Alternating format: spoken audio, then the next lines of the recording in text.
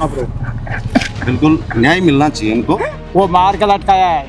तो मेरे हिसाब से तो जो भी आला अधिकारी देख रहे हैं तो स्थानीय को बंद कर देना चाहिए, क्योंकि न्याय यहाँ पर किसी को नहीं मिला। हत्या करके उसको आत्महत्या का रूप देने की नीयत से लटका दिया। देखिए, इसमें पूरी तरह मुझे जो लगता है वो पुलिस संलिप्त है।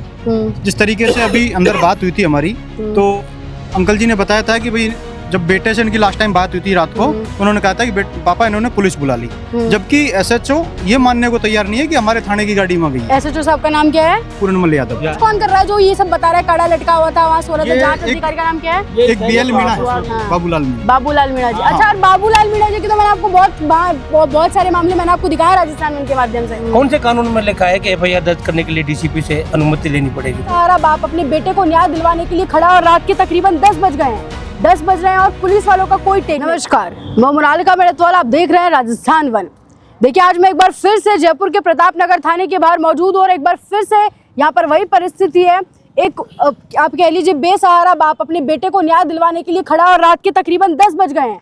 10 बज रहे हैं और पुलिस वालों का कोई टेक नहीं है। आपको मामला थोड़ा सा मैं समझाती हूँ। देखिए, याद कीजिए, थोड़े टाइम पहले बाबा साहब भीमराव अम्बेडकर ने अपना पूरा जीवन खपा दिया एक संविधान बनाने के लिए, जिसमें ओबीसी, एससी, एसटी वर्ग, जो भी पिछड़े समाज के वर्ग थे, उन सबको राइट्स मिले, उन सबको पता चले कि हाँ, तुम्हारे पास भी कुछ अधिकार है, तुम्हें भी न्याय मिल सकता है, तुम्हें भी तमाम चीजें मिल सकती हैं। लेकिन आज भी कुछ काले अंग्रेज हमारे आसपास से बैठे हैं जो इस संविधान का फायदा इन लोगों को लेने नहीं देते हैं। अब आपसे जी, पिताजी हैं, इनके बेटे की तकरीबन 1 बजे इनको अचानक से लाश मिलती है और अभी तक इनके पास न्याय का कोई दूर तक आप कह लीजिए कोई उजाला भी नहीं दिख रहा है कि इनके बेटे को न्याय मिल जाएगा। कुछ समझ में नहीं आ रहा है क्या हुआ है। जी अंकल जी, थोड़ा सा बताइए क्या कुछ हुआ। साहब यह के होटल पे काम कर रहे हो यही। आपके बेटे का नाम बताओ। हाँ, अमर प्रेम सिंह। तो ये उस पे बोला कि भाई मेरे को तनख्वाह दे दे। कौन से होटल पे काम करता था? ये होटल। आप पूरी बात बताइए, कल शाम को क्या हुआ था? पूरा बताओ। शाम की फिर बात फोन करियो मेरे पास में कि पापा मेरे और होटल वाला मकान मालिक के मतलब झगड़ा हो। क्यों बेटा, क्यों हो? कि मैंने बाप पैसा मांगा, मेरे को पैसे नहीं दिया। दवाज पीछे बिन के जो आपस में बाने होटल वाला ने गाड़ी दिलवा के ऐसे ही दोनों में लपटा झपटी होगी। फिर पुलिस बुलाई, पुलिस भैज गो, फिर जो पुलिस इधर आ गई, फिर गुंडा बुला लिया बाने जब उस होटल वाले ने। हाँ जी, होटल वाला ने फिर प्रेम सिंह को क्या आ जाए यार, कोई बात नहीं है भाई, राजीनामा कर लूंगा। हाँ, आप पहुँचो। अब मेरे से ऐसे बात की उसने बस इतनी बात की। फिर सुबह आपके पास किसका फोन आया कि वो सुबह ही नहीं 2:30 बजे गए फोन। मेरे बच्चा हरियाणा रहे, मेरे पास में नहीं पहुँचो। हरियाणा बाने 2:30 बजे गए, फिर घर फोन करे बाने, मेरे को पता ही नहीं। अच्छा, आपको कितने बजे आपको पुलिस ने बताया सीधे कि आप प्रेम? 2:30 बजे। हाँ जी, अब 2:30 बजे मतलब 2:30 बजे फोन करियो पुलिस ने। तब जाकर ये गाँव से यहाँ आए। तब आप गांव से यहाँ पे आए? हाँ, गांव से नांगर से यहाँ आए हम। और बेटा यहाँ पे कमाता था परिवार के लिए? हाँ जी, बेटा कमाता था, 20 साल का। 20 साल का ही था। हाँ। अच्छा, आपको क्या लग रहा है क्या हुआ बेटे के साथ? ये लोग तो बोल रहे हैं आत्महत्या कर ली। नहीं साहब, आत्महत्या नहीं, आत्महत्या नहीं। वो मेरे से बाद शाम की वो मार के लटकाया है। और वो जो 1.5 साल होगी उस मालिक के, मतलब उसका झगड़ा होया है। ये बिन नहीं मारी और मतलब बिन नहीं सब कुछ किया है।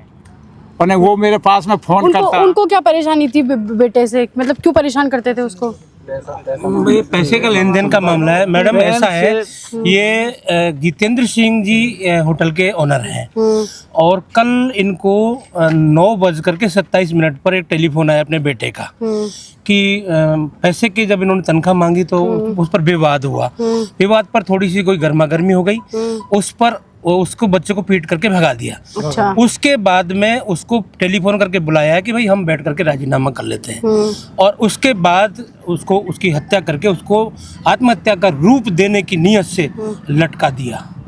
और उस जो जहाँ लटकाया है वहाँ पर जो शटर है वो खुली हुई थी। अच्छा, पहली बात तो पहला साक्ष्य ये है।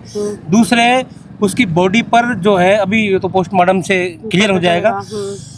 सबसे बड़ी चिंता की बात यह है कि 1 बजे से हमने 2 बजे एफआईआर लिख करके इनको दे दी थी। मैं आपको एफआईआर का प्रारूप दिखाऊं, उसके हस्ताक्षर दिखाऊं। और 2 बजे से अभी 11 बज रहे हैं, अभी तक रिपोर्ट दर्ज करने का नाम नहीं। रिपोर्ट क्यों नहीं दर्ज कर रहे हैं आप? बताइए, बाकी इतना साफ अभी मामला अभी है। जस्ट थोड़ी देर पहले उन्होंने कहा कि अभी रिपोर्ट दर्ज कर रहे हैं, एक कॉपी उनको दे दी है, अभी बता रहे हैं प्रोसीजर चल रहा है, देखते हैं रिपोर्ट दर्ज होने के बाद में कार्रवाई। रिपोर्ट दर्ज हो जाए, पहली बात तो रिपोर्ट दर्ज करने के लिए बहुत बड़ी नहीं तो जिद्दोजहद आप तो करनी एक बात पड़ती है। बताइए, पुलिस थाना, पुलिस वालों का तो काम ही रिपोर्ट दर्ज करना है, तो क्यों नहीं दर्ज की जा इसी रही है? बिंदु पर है। आप हमारी आवाज आपके द्वारा हम कहना चाहते हैं कि एक आम आदमी, मैं एडवोकेट हूं और मेरे गांव के रहने वाले एडवोकेट राज बिहारी शर्मा मेरा नाम है। मैंने इनको 2-3 बजे के करीब एप्लीकेशन लिख करके दे दी। उसके बाद में अभी करते हैं, अभी साहब आएंगे, अभी डिप्टी साहब आएंगे, एसीपी साहब से परमिशन लेनी पड़ेगी। कौन से कानून में लिखा है कि एफआईआर दर्ज करने के लिए डीसीपी से अनुमति लेनी पड़ेगी? इस प्रकार से अगर अनुमतियों में खेल चलता रहा तो अपराधियों के तो हौसले बहुत बुलंद हो जाएंगे। मेरा आपके चैनल के माध्यम से एक निवेदन है कि आम जन के इस तरीके के अगर मुद्दों को हम लोग अगर नहीं उठाए, और ये तो चलो हम लोग यहाँ इकट्ठे हो गए, ये गरीब आदमी, इसकी आत्मा क्या है, इसकी लाश पड़ी हुई बेटे की, और पुलिस की बहुत बड़ी लापरवाही है इसमें। पुलिस प्रशासन का 2 बजे से लेकर के 11 बजे तक जू रहेंगी काम नहीं है। मेरा आपसे निवेदन है कि ऐसे प्रकरणों को थोड़ा सा हाईलाइट किया जाए, फांसी लाइट किया जाए और सत्यता से जांच करने पर सबको सामने आ जाए।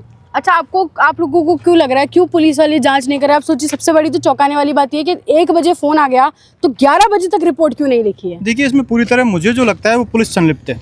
जिस तरीके से अभी अंदर बात हुई थी हमारी, तो अंकल जी ने बताया था कि भाई जब बेटे से इनकी लास्ट टाइम बात हुई थी रात को, उन्होंने कहा था कि पापा इन्होंने पुलिस बुला ली, जबकि एसएचओ ये मानने को तैयार नहीं है कि हमारे थाने की गाड़ी में गई है। एसएचओ साहब का नाम क्या है? पूर्णमल यादव। अच्छा। तो आप देख लीजिए, क्योंकि आप जो अभी बता रही थी मोनालिका जी, आप अभी बता रही थी अंबेडकर का संविधान, ये अंबेडकर का संविधान केवल पैसे वालों का है मैडम। ये जो कौम है ना, ये जोगी कौम, पहली बात तो संख्या में बहुत कम है। आजादी के बाद आज तक इनका कोई विधायक नहीं बना, इनकी सुनने वाला कोई नहीं है, इनका आज तक सरकार में कोई हिस्सेदारी नहीं है।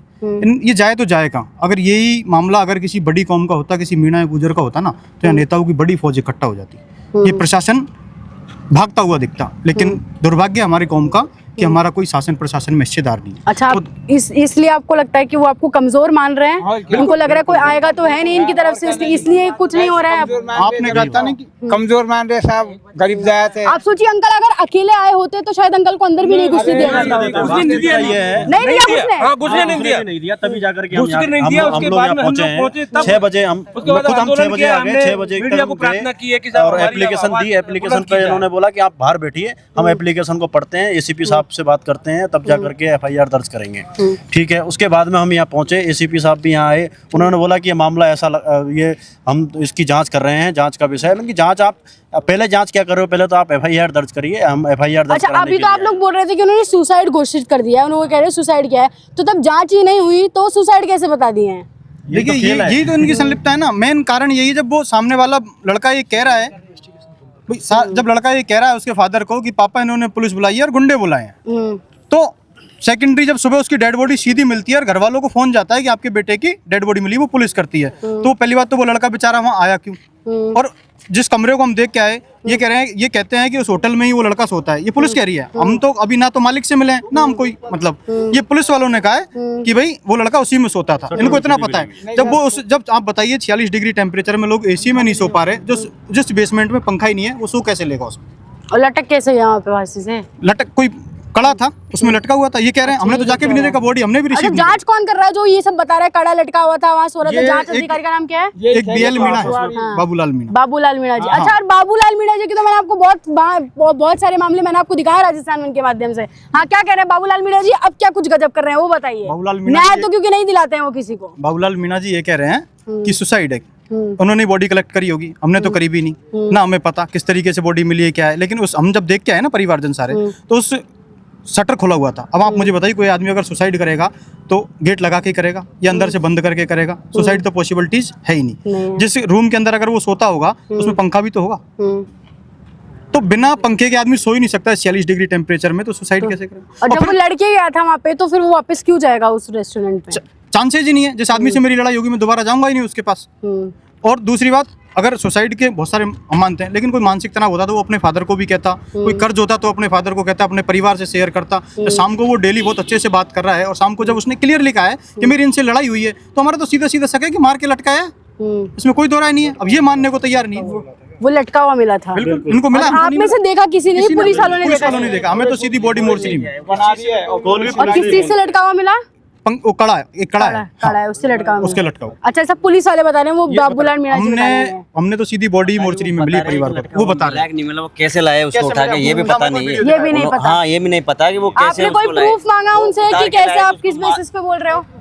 भाई ये जो कह रहे नहीं साहब कड़ा है, तो वो कड़ा कैसे लटका है? पुलिस वाले तो बताए नहीं कि भाई हम कड़े की उतार के लाए, तो भाई हमको पता थोड़ी। अच्छा, यानी आप लोगों को ऐसा लग रहा है कि वो खुद से कहानी गढ़कर सुना रहे हैं ऐसा?